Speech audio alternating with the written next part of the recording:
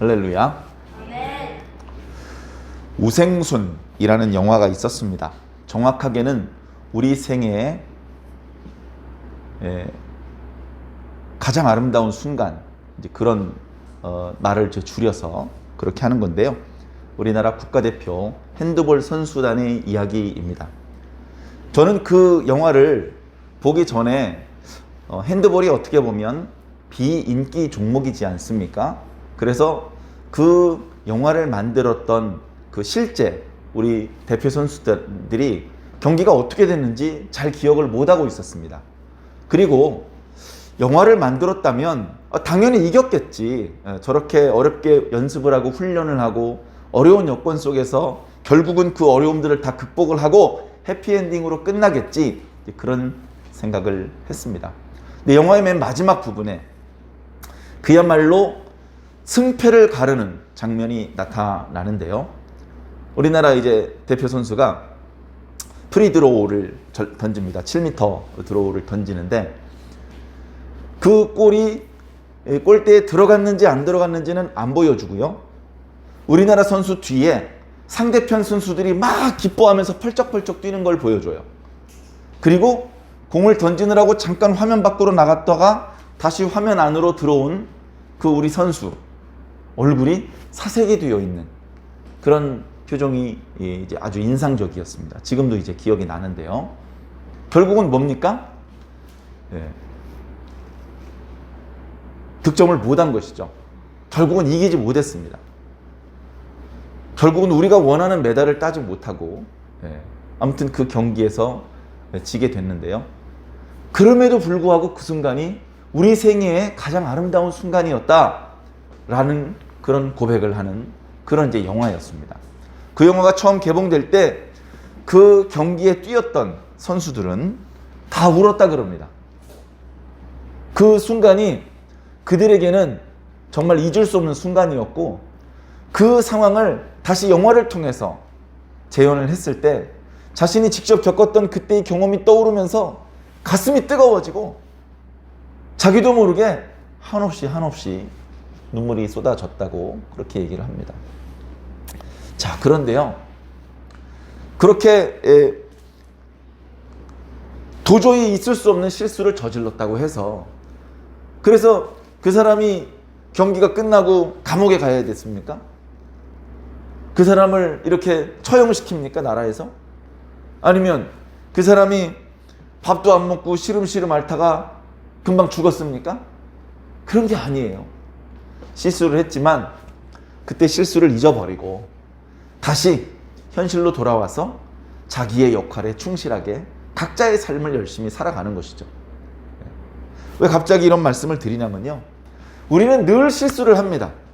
실수를 할 수밖에 없게 만들어졌어요.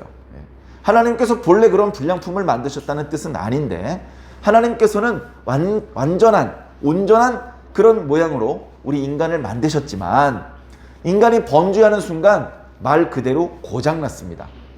처음에 만드셨을 때에 그 기능들을 다 활용할 수가 없게 됐어요.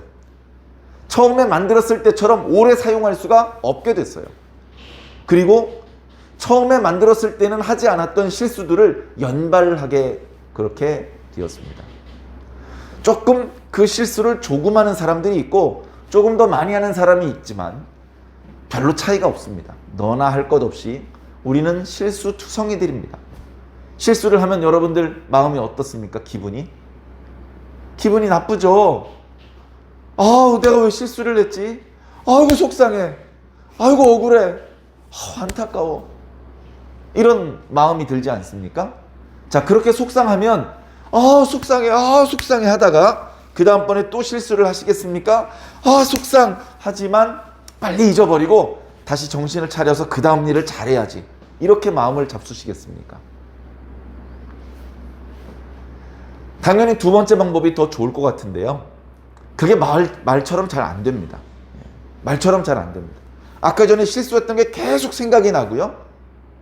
그때 일을 자꾸 생각을 하다가 중간중간에 마땅히 내가 집중해야 될 일에 집중하지 못하고 멍하니 딴 생각을 할 때도 있고요. 결국 그러다 또다시 실수를 할 때도 있습니다. 그렇게 실수가 2번, 3번 연달아 실수를 하게 되면요. 그 다음에 이제 아무것도 할 수 없습니다. 뭘 하면 또 실수할 것 같고, 뭐 하면 또 말썽을 일으킬 것 같고, 아무것도 할 엄두를 내지 못하고 용기를 잃어버리고 그 자리에 주저앉아 버리게 되죠. 마귀는요, 우리가 그렇게 주저앉기를 바랍니다. 우리가 주저앉아서 아무것도 안 하기를 바랍니다. 하나님께 나아가지도 않고, 하나님께 기도하지도 않고, 하나님께서 우리에게 부탁하신 사명에 충성을 다하지도 않고, 그냥 아무것도 안 하기를 바랍니다. 우리가 뭔가 하려고 그러면 마귀가 어느샌가 다가와서 귀에다 얘기합니다. 야, 이 바보야, 너 어저께 엉터리였잖아. 너 어저께 실수했잖아. 너 어저께 주님께서 부탁하셨던 일을 다 망쳐놨잖아. 주님께서 널 얼마나 미워하시는지 알아? 주님께서 너에게 진노하셨어. 너에게 벌을 내리실 거야. 그런 말을 마귀가 해주는 거예요. 우리 귀에다 대고. 그러면 우리가 주님의 말씀을 들어야 되는데 마귀의 말을 들어요. 마귀의 말을 믿어버립니다. 그래? 주님께서 날 미워하신다고? 주님께서 화가 많이 나셨다고? 주님께서 나에게 진노하셨다고? 나에게 벌을 내리실 거라고? 그런 마귀의 거짓말을 믿게 되는 순간 주님을 무서워하게 되고, 주님을 바라보던 시선을 돌려서 다른 데를 보게 되고, 주님으로부터 먼 쪽으로 점점점 멀어지게 됩니다.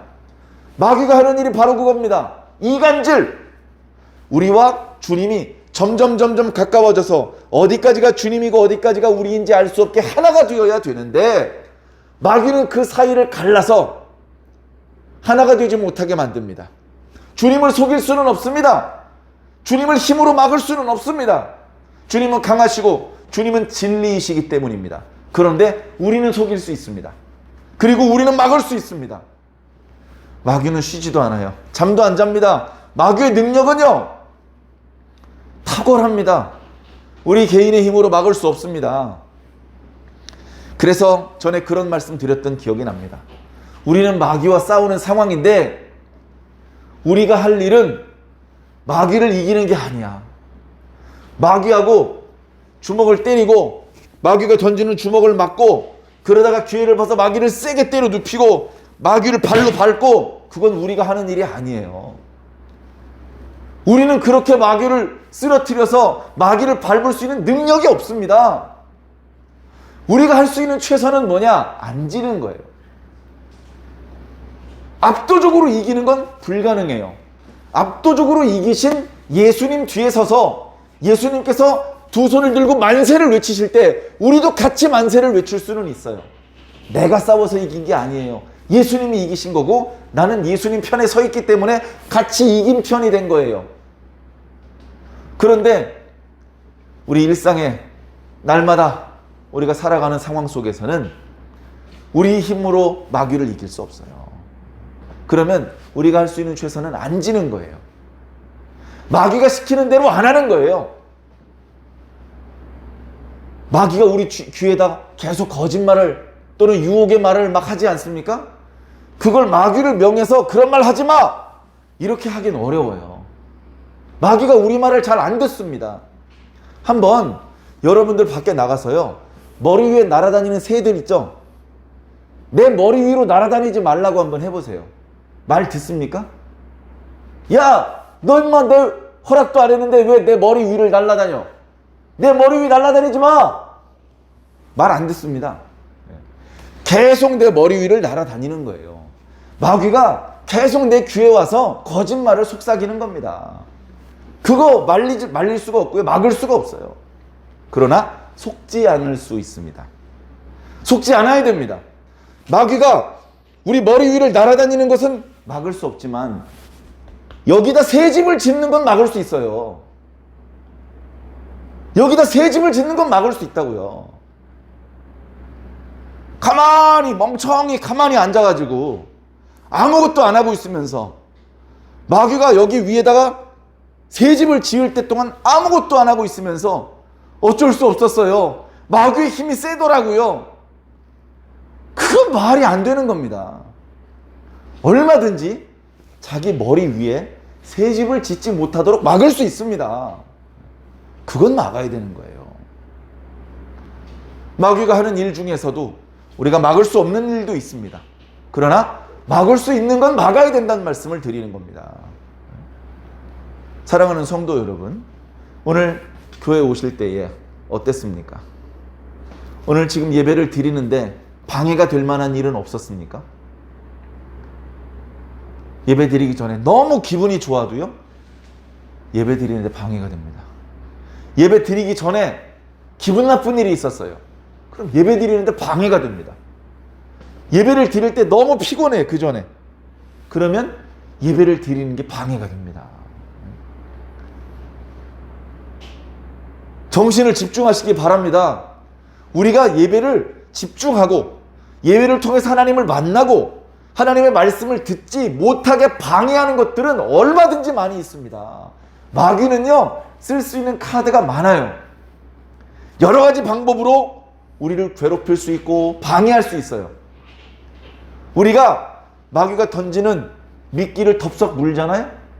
그러면 마귀는 계속 그 미끼를 던져줍니다. 아하, 이 녀석 잡아뜨릴 땐 이 미끼를 던지면 되는구나.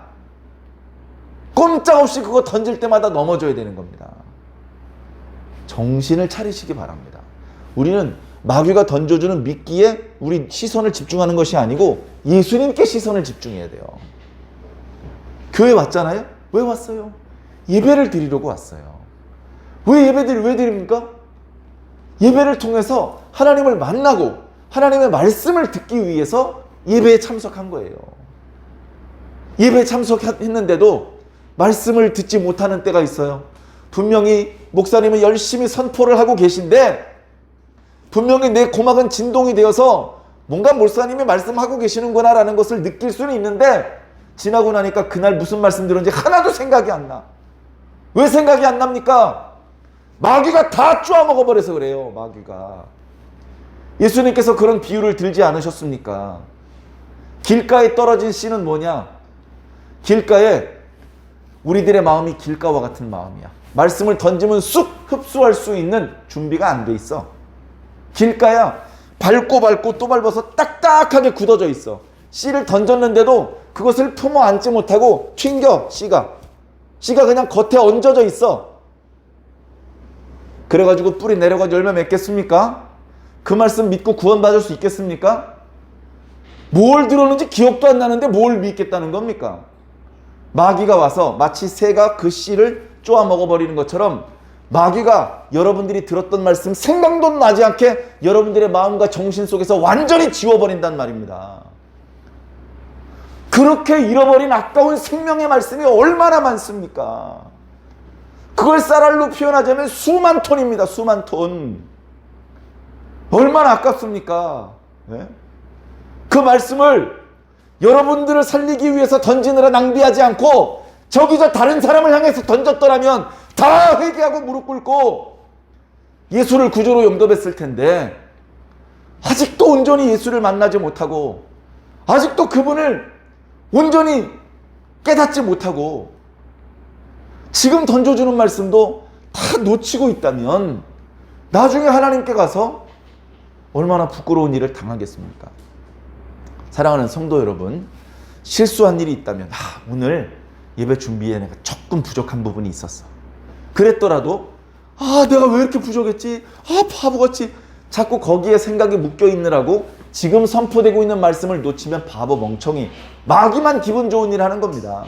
그러면 안 되기 때문에 자기가 실수한 게 확실하다 하더라도 그것을 빨리 잊어버리고 지금 내가 최선으로 할 수 있는 일이 무엇인지 생각을 해야 됩니다.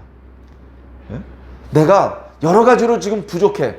그래도 지금 내가 할 수 있는 최선을 다해야 되겠어. 지금 내가 할 수 있는 최선을 다해야 되겠어. 그런 마음을 먹고 최선을 다해 주시기 바랍니다. 그러면 자기가 잘못한 것에 대해서는 반성하지 말라? 반성을 해야 발전한다고 그러시던데 반성해야죠. 반성은 언제 하냐면요, 나중에 한가할 때 하면 됩니다. 준비 찬송할 때 실수한 것을 예배 시간 때 반성하면 안 돼요. 그때는 준비 찬송회 때 했었던 실수를 잊어버리고 예배에 집중해야 됩니다. 말씀에 집중해야 됩니다. 기도에 집중해야 됩니다. 그리고 예배 끝나고 집에 가면서 잠자리에 들기 전에 일기를 쓰면서 내가 오늘 예배 준비를 조금만 더 성실하게 했더라면 더 큰 은혜를 받을 뻔했는데 다음번부터는 예배 준비를 더 신경을 써야 되겠어. 그렇게 반성을 하는 것이죠. 지금부터라도 최선을 다해 주시길 부탁을 드립니다. 지금부터라도. 저는 말씀을 드렸습니다. 자, 오늘 말씀은 민수기 3장입니다. 말씀을 읽으면서 지금 어떤 흐름인지는 알아야 돼요. 지금 계속 뭘 하고 있습니까? 자, 행군 준비를 하고 있는 거예요. 행군 준비. 이스라엘 백성들을 하나님께서 시내산에 살게 하시려고 가나안 땅에서, 애굽 땅에서 불러내신 게 아니에요. 가나안 땅에 살게 하시려고 불러내신 겁니다. 그런데 분명히 아브라함과 이삭과 야곱하고 약속한 땅은 가나안 땅인데 가나안으로 데려가지 않으시고 시내산으로 먼저 데리고 오셨어요. 거기서 언약을 맺고 거기서 하나님의 계명을 받고 거기서 애굽의 때를 벗어버리고 하나님의 백성으로서 준비가 되어야 하기 때문에 그렇습니다. 그 준비를 하는데 핵심적인 것이 바로 성막이었습니다. 성막, 그리고 제사장, 그리고 제사, 규례. 이게 핵심이야, 이게. 이 핵심. 그래서 이제 하나님께서 출애굽기 레위기 말씀을 지나오면서 하나님께서 이 규례들을 주셨죠. 그래서 제사장은 제사장대로 위임을 해서 정식으로 제사장이 되었습니다. 필요한 의복도 준비됐고요. 제사를 드릴 때 필요한 성막과 모든 기구들이 완비되었습니다. 거기를 다 향도 피우고 불도 붙이고 떡도 올려놓고 당장이라도 제사를 드릴 수 있는 준비를 다 했습니다. 그래, 이제 다 준비가 된 것이죠. 요거를 준비하기 위해서 하나님께서 그들을 가나안 땅으로 직행하게 하지 않으시고 잠깐 방향을 돌려서 시내산에서 잠시 머물면서, 잠시가 아니라 거의 1년 조금 넘게 시내산에 있었습니다. 거기서 말씀을 듣고 들었던 말씀대로 성막을 만들었고 성막과 관련된 말씀을 조금 더 들었습니다. 그리고 나서 이제 민수기 말씀은 이제 시내산에서 해야 될 일은 다 끝났다. 여기서 너희들이 성막 중심으로, 하나님 중심으로, 제사장 중심, 제사 중심으로 살아야 된다는 것에 대하여 충분히 필요한 규례를 들었고 필요한 기구들이 다 준비가 되었다. 이제는 뭐합니까? 준비됐으니까 이제 가야죠. 그래서 지금 민수기에서는요, 마지막 준비를 하는 겁니다. 행군 준비를 하는데요. 자, 우리 1장에서는 뭘 준비했냐면요, 인구를 조사했어요. 인구조사라고 했지만 엄밀하게 말하면 군사를 계수한 거예요. 싸울 수 있는 병사의 수가 몇 명이나 되었나. 그래, 모두 합산해 보았더니 60만 3,550명이나 되었습니다. 네. 그리고 두 번째, 2장에서는 무엇을 말씀하셨느냐. 이제 시내산에서 그냥 계속 여기서 사는 게 아니고 이동을 해야 돼요. 이동을 할 때 부대 배치. 부대를 어떻게 배치할 것인가. 그리고 맨날 쉬지 않고 이동만 하는 게 아니고 멈춰야 돼요. 멈추면 어떻게 부대를, 진영을 어떻게 배치를 할 것인가. 그런 것에 대한 말씀을 이제 해주신 거예요. 그리고 세 번째는요, 이 인구조사할 때도 빠졌고 부대 배치 이야기를 할 때도 빠졌던 레위 사람들에 대한 말씀들이 나옵니다. 레위 사람들. 하나님, 이스라엘 12지파에 대한 말씀을 다 하셨는데 군대도 계수했고 그리고 그 각각의 지파들을 어느 곳에 배치시키시는지에 대한 말씀도 해주셨는데 레위 사람들은 그럼 어떻게 되는 겁니까? 그 레위 사람들에 대한 말씀, 그들의 그 말씀이 이제 3장과 4장에 걸쳐서 나타나고 있습니다. 이 말씀들이 전부 다 결국은 뭐죠? 이제 행군을 시작하기 위한 준비를 하는 거예요.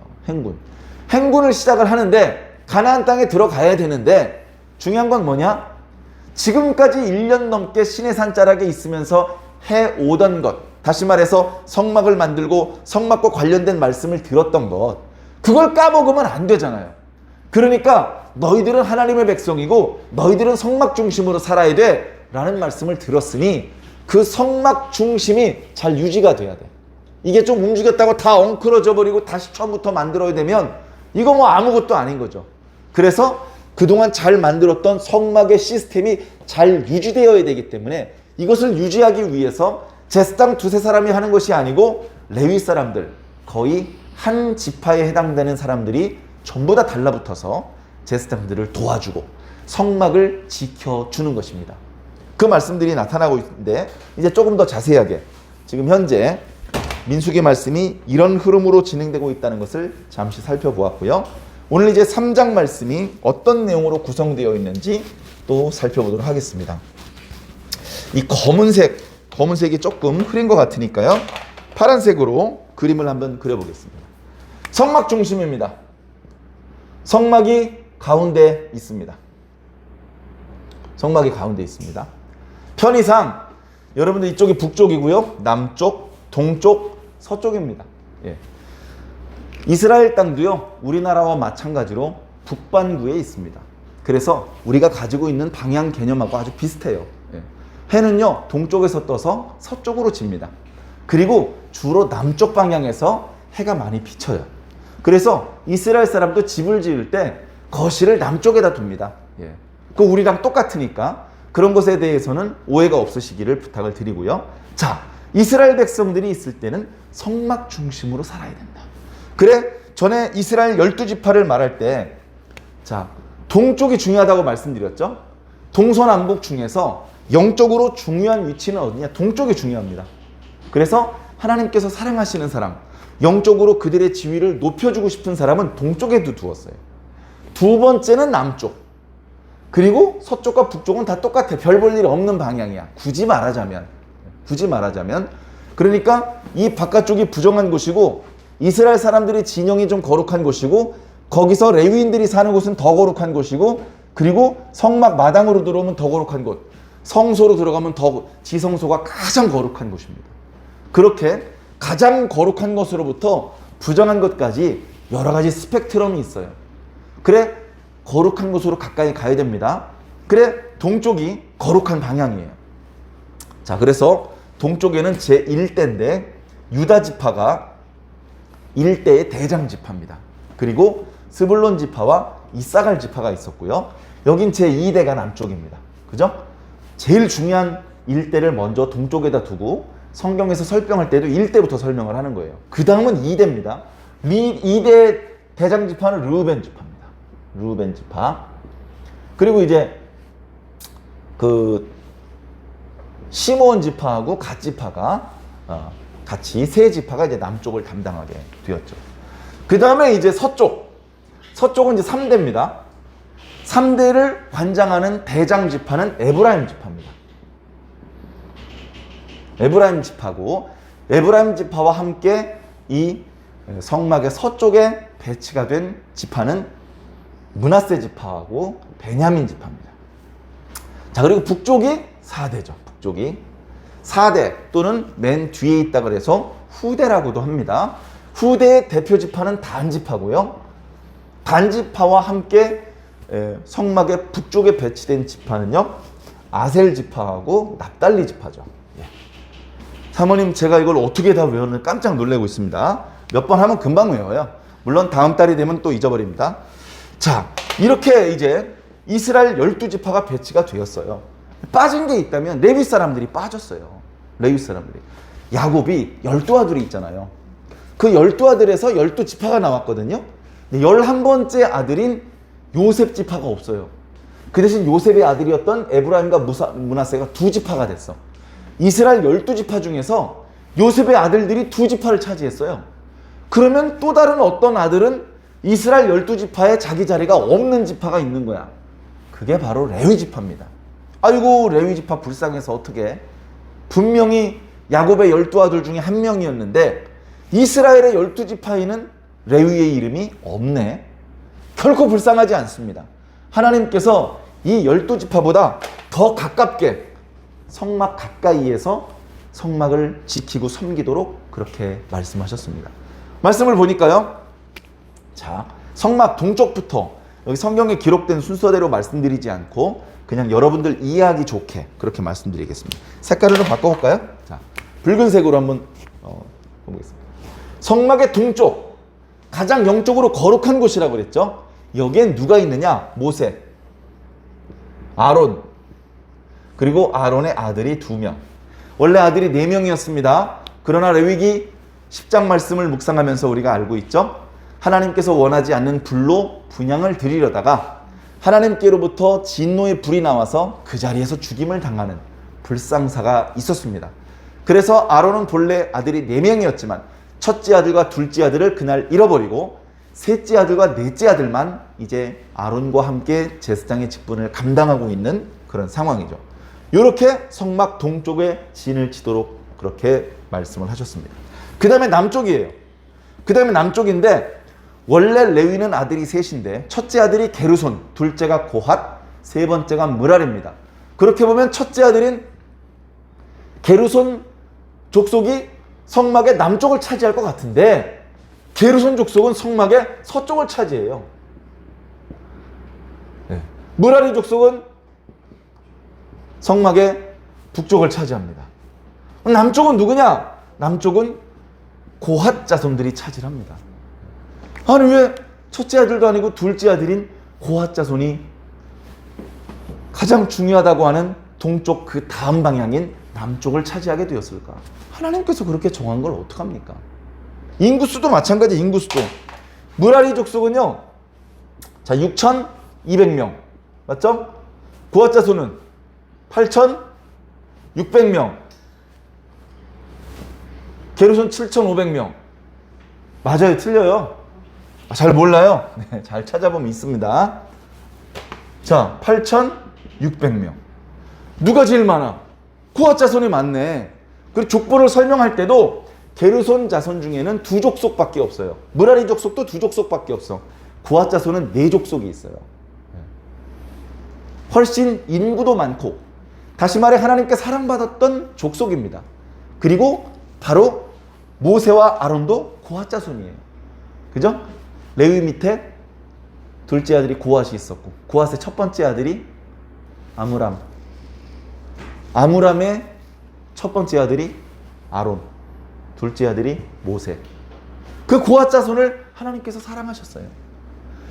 이 고핫 자손 중에 또 고라 자손이 나중에 나타나는데, 그들은 고핫 자손 중에서도 더 사랑하셨는데 반역하는 일이 나타납니다. 그래서 징벌을 내려요. 그래서 그 자손들이 다시는 하나님을 섬기지 못할 것처럼, 역사에서 완전히 지워질 것처럼 그렇게 징벌을 받는데 나중에 회개하고 다시 고라 자손들이 하나님을 찬양하는 모습들이 시편에 기록되고 있습니다. 자, 어찌되었건 자 보니까 성막을 중심으로 하는 거예요. 동서남북에 세 지파씩 성막을 보호하는 군대가 배치하고 있어요.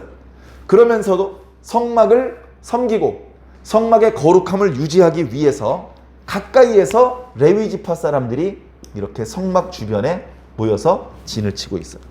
그래서 제사장들과 레위 사람 이외의 사람이 들어오면 비록 그 사람이 이스라엘 백성이라 하더라도 죽임을 당하게 될 것이다 라고 말씀하고 있습니다. 그러니까 하나님 앞에 제사를 드리기 위해서 허락을 받은 사람만 성막 안에 레위인과 제사장의 안내를 따라 들어올 수 있고, 제사가 끝나면 얼른 이 영역 밖으로 나와야 됩니다. 그만큼 이 성막과 레위인들이 진쳐 있는 곳은 더 거룩한 곳입니다.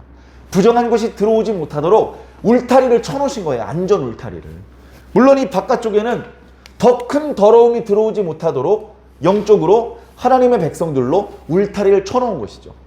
그러니까 성막이 절대로 오염돼서는 안 되는 영적으로 거룩한 곳이라는 것을 이렇게 시각적으로 보여주신 것입니다. 지난 2장 말씀을 드릴 때에는 이 빨간 부분, 오늘 본문에 나와 있는 레위 사람들을 어떻게 진영에 배치시킬지에 대한 말씀은 없었어요.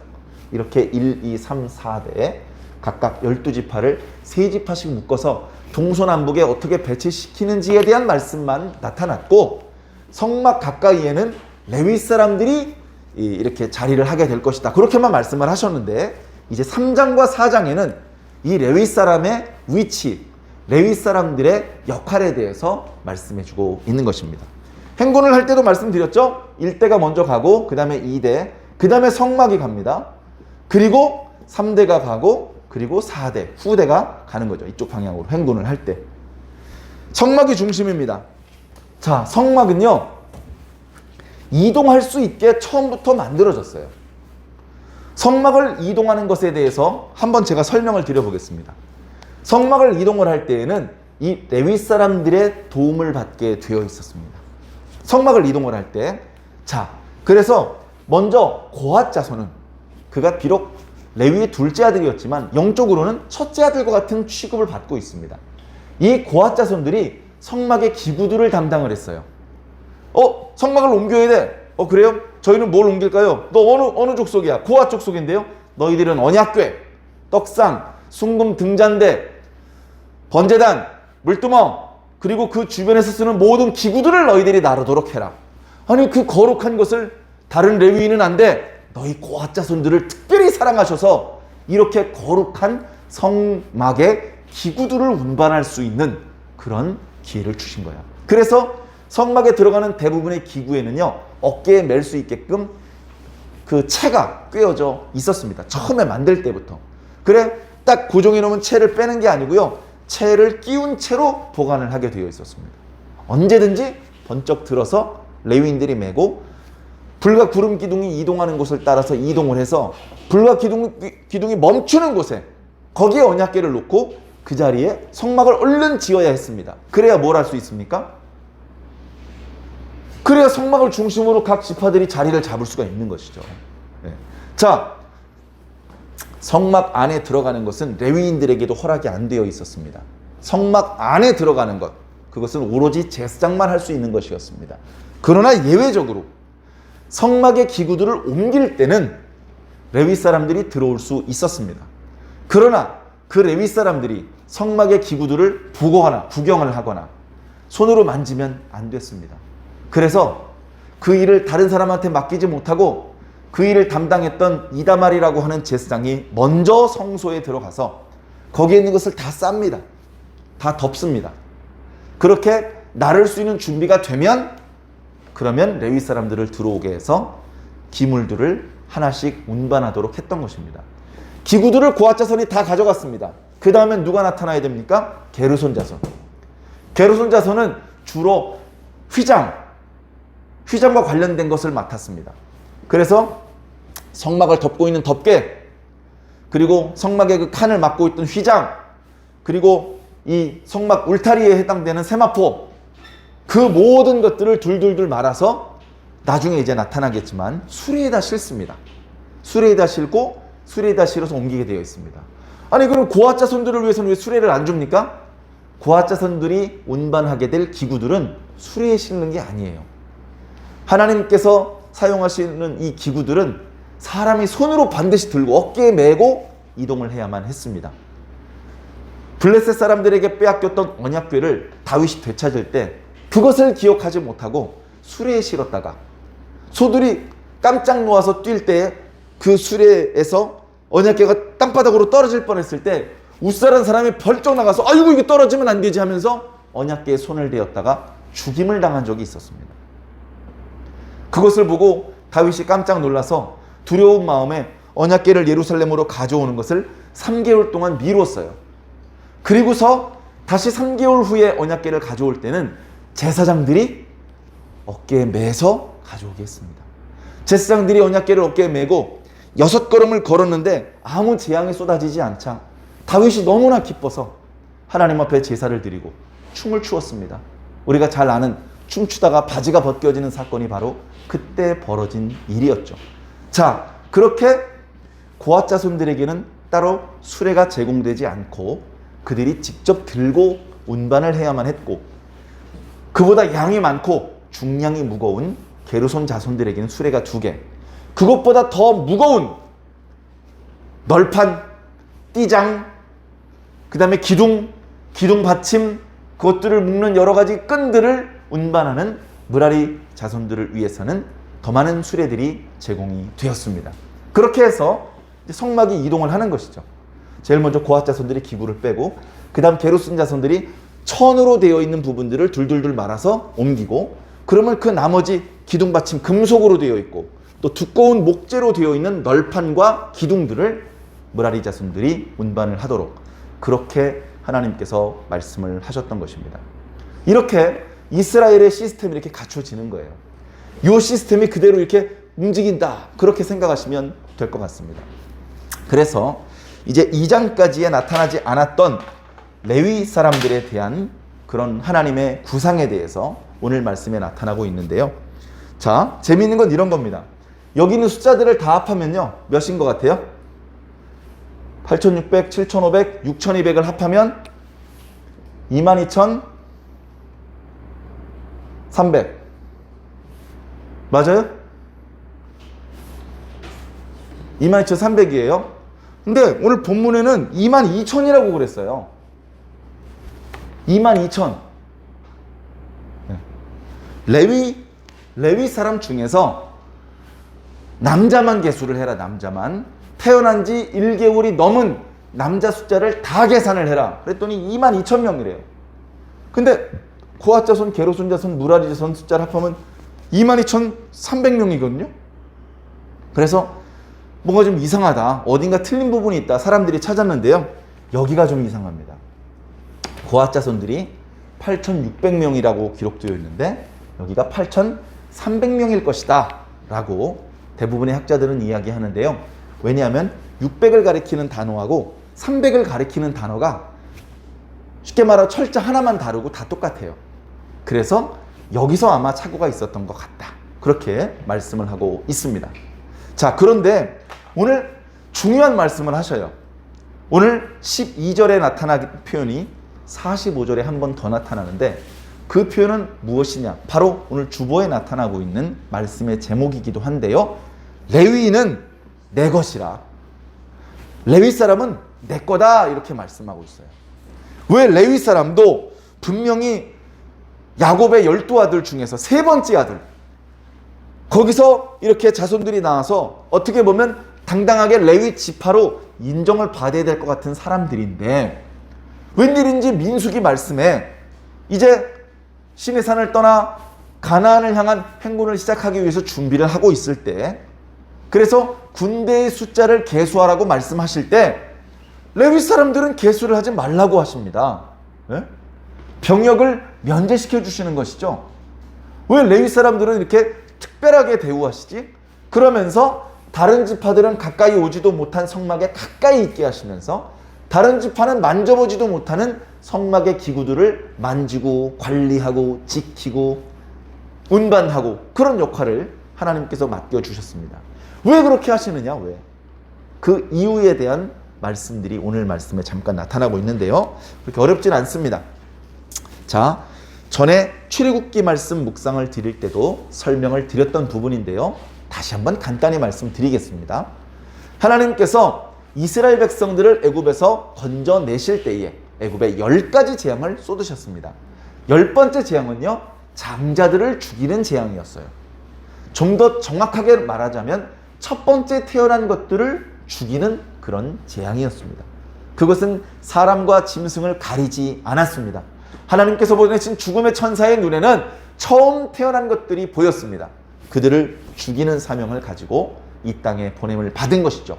그러나 그 애굽 땅에 있는 모든 처음 태어난 짐승들 또 장자들을 다 죽인 것이 아니고요. 이렇게 다니다가 집의 문에 문 설주와 임방에 어린 양의 피가 발려져 있는 집은 들어가지 않았습니다.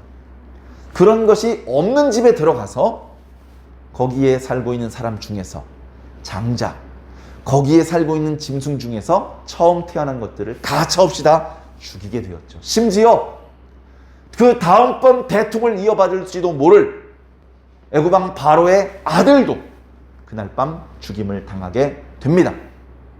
그런 엄청난 재앙을 하나님께서 쏟으시면서 말씀하셨습니다. 처음 태어난 것은 다 내 것이다. 처음 태어난 것은 다 내 것인데 그날 애굽 사람들의 처음 태어난 것들은 다 죽였다. 그러나 너희 이스라엘 사람들의 처음 태어난 것은 안 죽였다. 너희들은 너희 목숨은 너희 목숨이 아니야. 너희도 그날 밤 죽은 것이나 다름없는데 내가 그날 밤 너희들에게 두 번째 생명을 준 거나 마찬가지야. 너희들이 지금 살아있는 것은 너희들의 생명은 내 거야. 너희들은 내 거야. 이렇게 하나님께서 말씀을 하시는 겁니다. 예? 제 생명이 하나님 거라고요? 그러면 제가 다른 사람들과 마찬가지로 그냥 일상적인 삶을 살려면 어떻게 해야 되죠? 생명의 값을 하나님께 드려야 돼. 내 생명의 값을 하나님께 드려야 돼. 둘째 아들은 그런 거 드릴 필요 없습니다. 첫째 아들은 그 값을 드려야 됩니다. 어떻게 드리면 될까요? 야, 그냥 레위 사람으로 나한테 줘. 레위 사람으로 나한테 줘. 레위 사람을 제외한 나머지 애굽의 두 아들 에브라임과 므낫세를 각각의 지파로 인정을 해서 12지파에 속한 다른 이스라엘 백성들의 처음 태어난 사람들의 숫자를 계수를 해서 그 사람들의 숫자만큼 레위 사람을 나한테 바쳐. 그러면 내가 너희들의 생명의 값으로 받을게. 그렇게 이제 말씀을 하신 것이죠. 그렇게 해서 계수를 해보니까 레위 사람들을 제외한 나머지 이스라엘 백성들 중에서 태어난 지 1개월이 넘은 남자, 첫 번째 태어난 남자 숫자가 22만 273명이었습니다. 거의 비슷하죠? 거의 비슷한데 273명이 더 많아. 22,273명에 대한 값을 하나님 앞에 드려야 되는데 레위 사람으로는 요 앞에 22,000명들 분만 하나님 앞에 드릴 수가 있고 273명분은 아직 못 드렸어. 아이고 이거 어떡하죠? 한 사람당 5세겔씩 계산해라. 그래서 돈으로 바쳐라.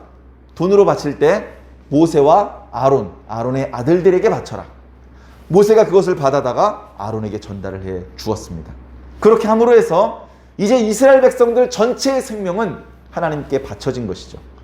그 값을 치루었기 때문에 나머지 이스라엘 백성들은 이제 자유롭게 생활을 하면 됩니다. 그러나 레위인은 다르죠. 이 사람들의 처음 태어난 사람들의 목숨 값으로 하나님께 바쳐졌기 때문에 이제 레위 사람들은요, 첫 번째로 태어났는지 두 번째로 태어났는지 중요하지가 않습니다. 그냥 레위 사람이기만 하면 너는 하나님의 것이야. 그래서 오늘 말씀 3장 12절과 45절에 하나님께서는 두 번이나 선언을 하신 것입니다. 레위 사람은 다 내 것이다. 레위 사람들, 너희는 내 거야. 아무도 내 거를 건드릴 수 없다. 너희들은 내가 시키는 일만 해라. 너희들은 병역도 면제야. 너희들은 제사장들을 도와서 이 성막이 이스라엘의 중심에서 그 영적인 기능을 제대로 수행할 수 있도록 제사장을 도와서 성막을 봉사해라. 이런 사명을 하나님께서 주신 것입니다. 이렇게 해야, 야, 지금 전쟁이 시급한데 언제 성막만 지키고 있어? 빨리 나와서 칼 들고 싸워. 이렇게 하느라고 성막이 제대로 유지 관리가 되지 않고 엉터리 엉망이 되는 사태를 피할 수가 있습니다. 사랑하는 성도 여러분, 그래서 바쁘고 복잡한 일이 있어도 우린 예배를 드리는 거예요. 어떤 교회는요, 성도들과 목사님이 정말로 눈물을 흘리면서 기도하면서 작은 교회를 큰 교회로 증축을 합니다. 그 예배를 드리던 장소의 그 조그만한 건물을 부시고 그 자리에다가 땅을 옆에 좀 더 사서 조금 더 큰 건물을 지어요. 그렇게 하다 보니까 아이고, 공사를 하는 기간 동안에 예배 드릴 장소가 없어요. 아, 성전 건축이 중요해. 성전 건축을 성경에서 얼마나 중요하게 생각하는지 알아? 하나님도 되게 좋아하시는 거야. 그러니까 성전이 건축되는 동안에는 예배를 쉽시다. 그런 무엄한 말을 했다가는요, 복을 못 받습니다. 그럼 어떻게 해야 됩니까? 성전이 없어도, 교회가 없어도 예배는 드려야 됩니다. 어디서 드립니까? 장소가 중요해요? 어디서 드린들 무슨 상관입니까? 공사장에서 예배를 드려도 좋고, 주차장에서 예배를 드려도 좋고, 식당에 모여서 예배를 드려도 좋고, 학교 체육관을 빌려서 예배를 드려도 좋고, 어디서 예배를 드린들 무슨 상관입니까? 그러나 공사는 쉴 수 있을지 몰라도 예배는 쉬면 안 됩니다. 공사는요, 비만 와도 쉬어야 돼요. 네? 어떤 공정은 영하로 떨어지면 못해요. 어떤 공정은 너무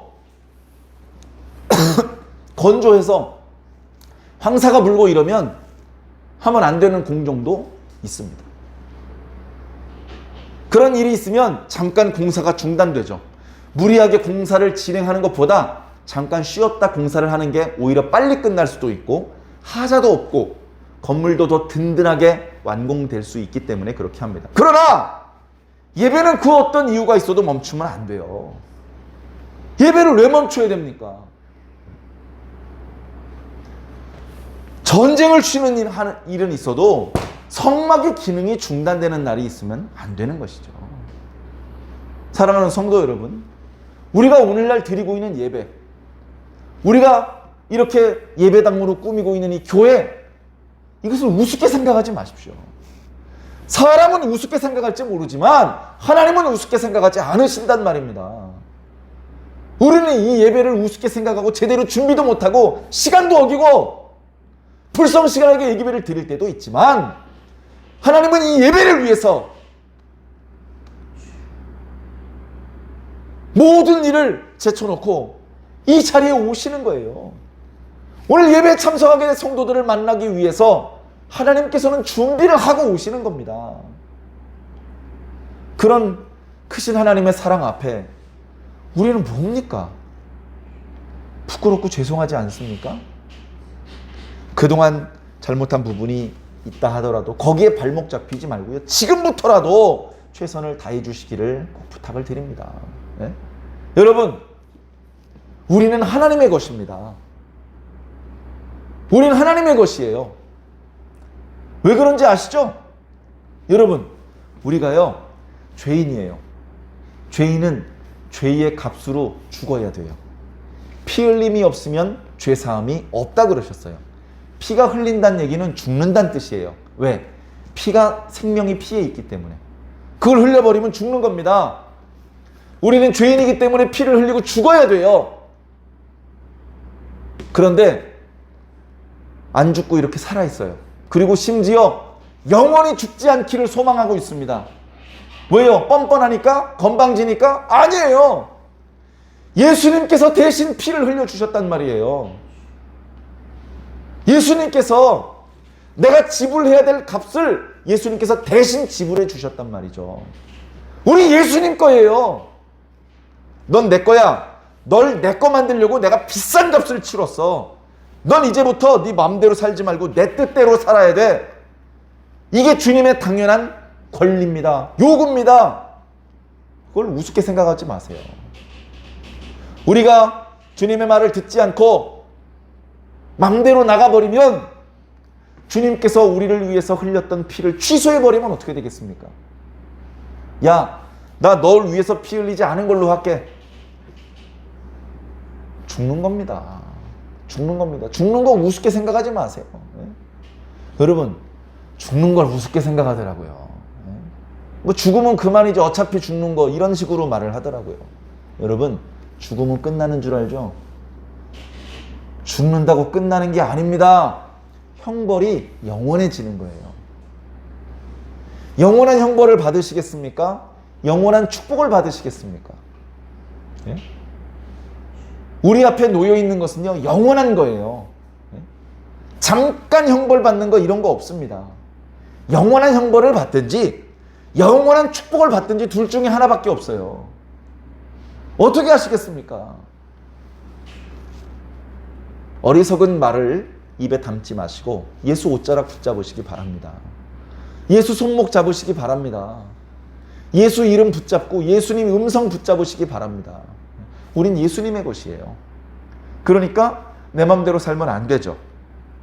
예수님의 뜻대로 살아야 되죠. 너희는 애굽의 풍속대로 살지 말고 가나안의 풍속대로 살지도 말고 나의 규례대로 살아라 라고 하시는 하나님의 요구를 어찌 지나치다 할 수 있겠습니까? 그것은 우리를 괴롭히기 위한 것이 아니고 우리를 살리기 위한 것입니다. 우리를 살리기 위한. 엄마는 날 미워하나 봐. 왜? 아니 피곤해 죽겠는데 꼭 양치질을 하고 자래. 그게 미워서 골탕 먹이려고 양치질 하라고 하는 겁니까? 너 좋으라고, 너를 위해서 하는 말입니다. 그 말을 순종하면 너는 치과에 갈 일도 없고 이가 아파서 고생할 일도 없고 행복하게 살 수 있어. 그런 좋은 말씀을 엄마는 나를 미워하시나 봐. 하나님은 우리를 미워하시나 봐. 율법을 600개도 넘게 주셨어. 너 살리려고 주신 법이야. 감사로 받고 믿음으로 순종하시면서 우리가 예측을 할 수 없는 큰 축복을 받으시기 바랍니다. 우리는 꼭 축복을 받아야 됩니다. 우리는 꼭 구원을 받고 우리는 꼭 천국에 가야 됩니다. 결정적인 순간에 어떻게 잘해보려고 하지 말고 매 순간 작은 성공을 이루시기 바랍니다. 작은 순종, 작은 변화, 작은 감사, 작은 축복, 그것들이 쌓여서 큰 구원, 큰 감사, 큰 영광이 될 줄로 믿습니다.